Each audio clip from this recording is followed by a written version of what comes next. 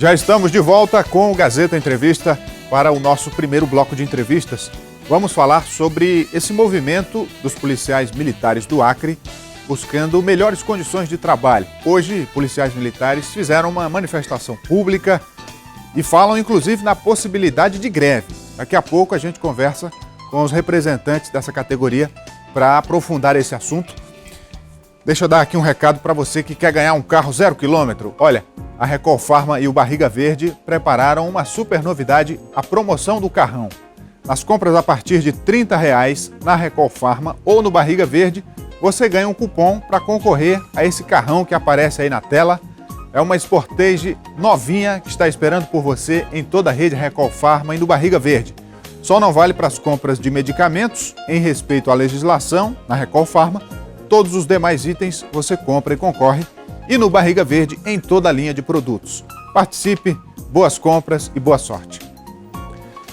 E agora eu convido aqui os representantes da Associação dos Militares do Acre. Por favor. Boa noite.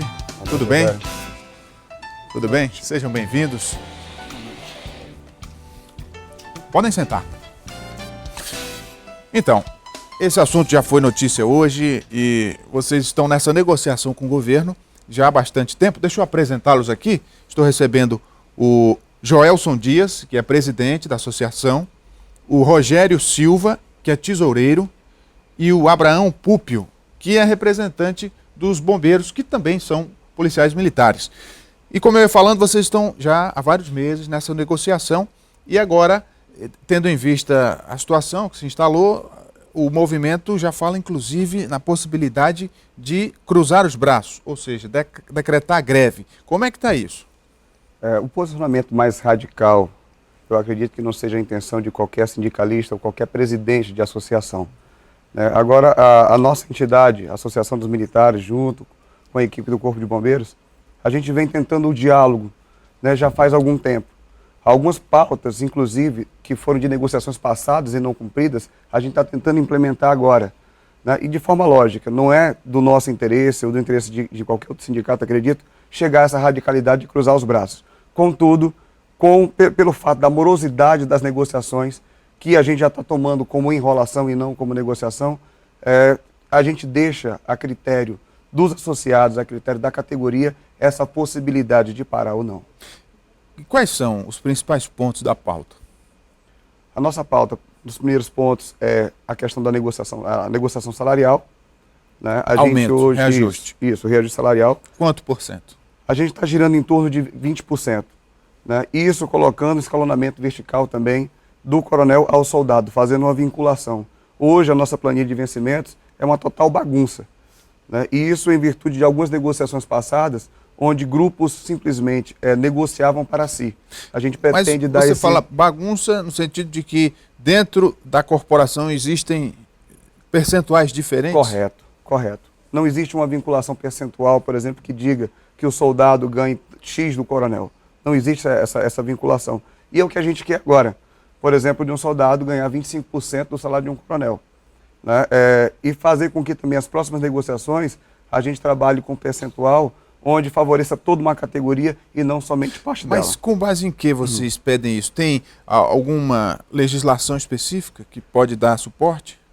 Não é legislação específica. A legislação quem faz é a Assembleia e é exatamente daquilo que a gente delibera, daquilo que a gente decide em mesa de negociação. Infelizmente, se houvesse uma legislação, não estaríamos nessa situação que estamos hoje. Uma outra pauta também que a gente já está debatendo faz tempo, diz respeito à abertura daquilo que a gente chama de quadro organizacional, que propicia aos militares a ascensão hierárquica. Hoje nós temos policiais militares há mais de 8 anos sem ter uma promoção.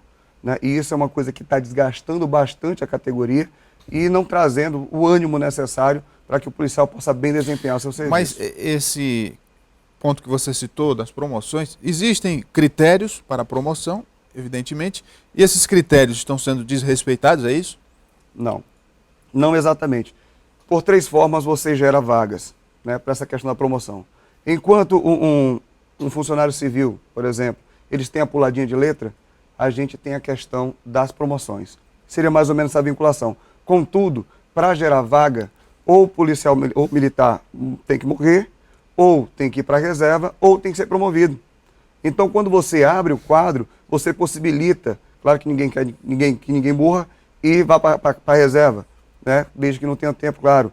Mas o que a gente quer é uma abertura de vaga que propicie, inclusive, uma perspectiva de aumento de efetivo, né? Até para favorecer melhor a sociedade. No caso do Corpo de Bombeiros, não sei quem dos dois pode falar, mas as demandas são as mesmas? Tem alguma coisa diferente? Policiais e bombeiros militares têm basicamente as mesmas legislações. O que vai nos diferenciar é o quantitativo numérico. Com relação ao aspecto salarial, nós estamos na mesma situação. Para que a comunidade que está nos assistindo possa entender, nós temos algumas promoções, por exemplo, que a diferença é de menos de R$11. Ou seja, o militar espera no mínimo 3 anos e no máximo até abrir a vaga para aumentar menos de R$11. Outras que são menos de R$60. Todavia, como a gente precisa galgar na carreira para poder ter pelo menos uma perspectiva de aposentadoria com um pouco mais de dignidade, essas promoções são importantes. Por exemplo, essa que você citou de R$11, qual seria? A promoção de primeiro sargento para subtenente. O que ocorre, Rogério, é que, como o sargento Joelson falou, não basta a gente cumprir o tempo de serviço. Nós precisamos da abertura da vaga para poder ter, às vezes não é nem justiça salarial, às vezes é se aproximar de um cargo um pouco mais elevado para que lá na reserva remunerada, quando o militar vai gastar mais com saúde, com medicação, porque muitos remédios do SUS não cobrem, ele possa ter uma remuneração melhor, ao menos quando vai embora. Hoje vocês fizeram um movimento na cidade, aqui no centro, que terminou lá na Assembleia Legislativa, foram recebidos por deputados. O que foi conversado lá na Assembleia? A gente solicitou um prazo para a finalização dessas negociações, foi estipulado ali 9 de julho, né? E a volta também da equipe de governo. O que acontecia? O que aconteceu agora? A gente fez uma reunião com a equipe de governo, marcou-se várias reuniões que foram canceladas, né? E tivemos uma ontem, já com os comandos. Acontece que a gente acredita que isso é uma maneira que o governo está encontrando de protelar ainda mais o fim dessas negociações, né? E a gente sabe que o comando decide uma coisa, leva para a equipe do governo, que leva para o governador, que tem que voltar para a equipe de governo e voltar para o comando. Mas o governo sinalizou com algum ponto da pauta? O que foi acordado? Até o momento não sinalizou com nada. E a gente acredita que tudo que será sinalizado somente mediante a negociação, que é o que não vem acontecendo. Nós tivemos a primeira reunião dia 19 de maio, e somente ontem teve uma outra. Que a gente quer celeridade também. Somos cobrados e a gente também tem que cobrar do poder público, tem que nos cobrar do governo, uma postura também, uma proposta ou contraproposta àquilo que apresentamos. Em relação à situação do trabalho operacional, a gente às vezes tem notícia de que os policiais estão enfrentando alguma dificuldade de logística, né, de questões relativas a equipamentos, ao trabalho de campo. Nesse aspecto, tem algum ponto da pauta que contempla isso? Tem sim. Por incrível que pareça, a responsabilidade que é do Estado de fornecer, né, o material necessário para que o policial possa desenvolver o seu serviço de forma devida. Infelizmente, essas coisas a gente tem que levar para a mesa de negociação. Acontece, Rogério, que 2 policiais militares já sofreram acidentes devido a problemas com freios de motos e pneu careca, né? São coisas, são problemas que deveriam ter sido solucionados pelo Estado e que a gente aqui tem que cobrar, né? A gente tem que sentar na mesa de negociação para estar expondo essa questão. E é claro, diante da falta de manutenção das viaturas, das péssimas condições que se encontram os quartéis, a gente sabe que cria, infelizmente, na sociedade, aquela perspectiva de talvez o serviço possa parar. Possa parar talvez não em razão do governo não atender nossas pautas salariais, mas pelas próprias condições que não estão sendo dadas. A gente sabe que a legislação que regula a atividade militar, no caso da polícia, por exemplo, ela é muito antiga, é ainda da época da ditadura. E sempre que os policiais fazem um movimento, logo se coloca a notícia de que a polícia não pode entrar em greve, porque a legislação não permite, etc. e tal. Nesse aspecto, como é que vocês avaliam a situação? Complica mais? É uma coisa que vocês toleram bem, essa legislação, a questão da hierarquia? Nós estamos com com uma das pautas, que é exatamente uma mudança no regulamento disciplinar.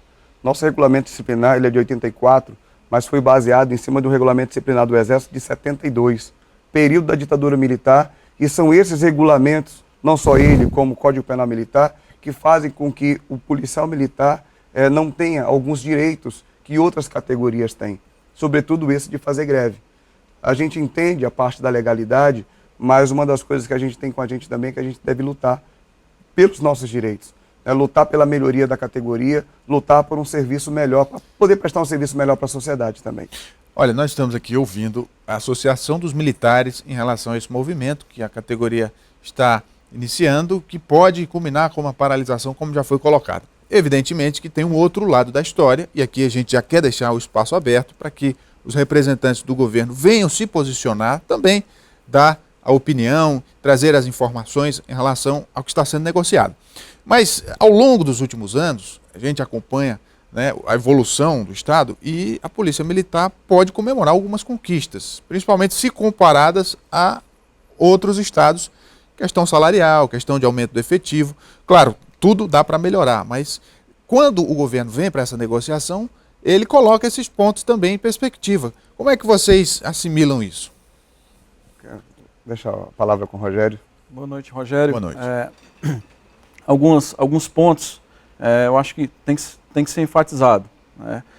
Os policiais militares do estado do Acre hoje, uma pesquisa encaminhada pelo Ministério da Justiça, a Senasp, a Secretaria Nacional de Segurança Pública, hoje, comprovadamente, é a polícia mais honesta do Brasil. Né? Os bombeiros militares também é uma das instituições mais benquistas do Brasil. A categoria policiais militares e bombeiros militares precisa serem valorizados. Né? Precisa serem valorizados. Olha, Rogério, eu vou fazer uma complementação. Sim. Você colocou sobre alguns ganhos. Claro que a gente entende que houve alguns avanços. Em 16 anos ou 20 anos tem que ter avanço. Né? A gente compreende isso bem. Mas hoje, em relação a 2001 nós tínhamos os melhores salários do país. Hoje nós temos o terceiro pior salário do país e o pior salário da região norte. Isso é fruto não do avanço tanto do avanço das outras polícias, mas do nosso salário que vem sendo defasado, né, nos últimos anos. Um outro ponto também que diz respeito à melhoria da questão do efetivo. Hoje a Polícia Militar ela tem um efetivo de cerca de 2.700 homens. Mas o que estava previsto, isso há 10 anos atrás, o que estava previsto há 10 anos atrás era 4.700. Ou seja, se nós formos olhar hoje, nós temos uma defasagem. Olha hoje, com aquilo que era previsto ontem, nós temos uma defasagem de 2.000 policiais. E para a gente encerrar, tem uma outra questão também que certamente vai ser colocada na negociação por parte do governo, que é a crise econômica. Tem outras categorias já em greve, outras ameaçando entrar em greve, e agora mais uma categoria de servidores públicos, que é a Polícia Militar. Vocês estão pensando nisso também? Estamos pensando. A gente entende que o momento é delicado, por isso que temos propostas também não salariais, e é nesse ponto que a gente acha que existe uma má vontade do governo. A gente analisa todos os pontos, os prós, os contras, daquilo que se coloca na mesa de negociação. Acontece que até mesmo nas pautas não salariais está tendo dificuldade de avanço. Então o que a gente solicita, através dos movimentos, através das ações que as nossas entidades têm, é a sensibilidade do governador em atender algumas pautas e dar continuidade efetiva à negociação, para que não só se reúna, mas que exista decisões, que se tome decisões nela. Aí então a gente expor para a categoria e a gente então tomar uma decisão mais efetiva sobre aquilo que acontece. Muito bem, conversei aqui com os representantes da Associação de Militares do Acre. Muito obrigado pela vinda. A gente aqui agradece o espaço, né? E de antemão agradeço a todos da TV Gazeta, dizer que a gente está à disposição para qualquer outros esclarecimentos. Muito bem. O Gazeta Entrevista vai fazer um intervalo. A gente volta daqui a pouco, depois dos comerciais. Continue com a gente.